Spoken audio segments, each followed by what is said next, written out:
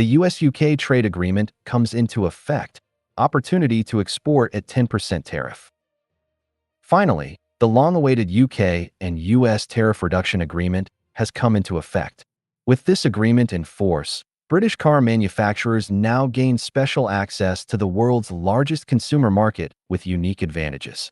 According to the new agreement, the UK can export up to 100,000 cars to the US annually at only a 10% tariff, which was previously 27.5%.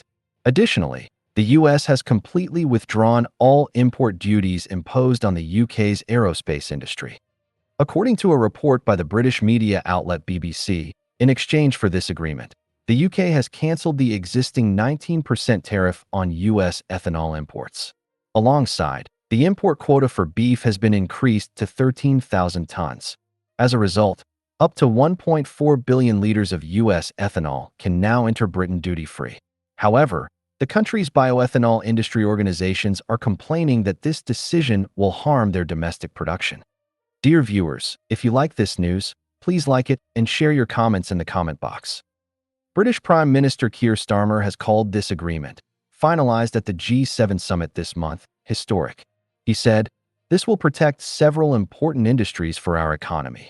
British Trade and Industry Minister Jonathan Reynolds said, "The tariff reduction will save the automotive and aerospace industries hundreds of millions of pounds every year. Alongside, thousands of jobs will be saved." However, the UK's steel and aluminum sectors have remained outside the agreement. A 25% import duty is still in force on these products.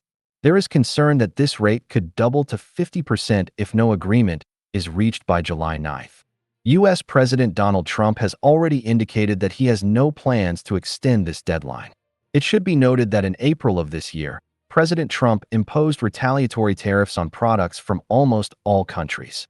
However, within a few days, he suspended them for 90 days, allowing for negotiation. Since then, various countries have been busy negotiating with the US to reach separate agreements.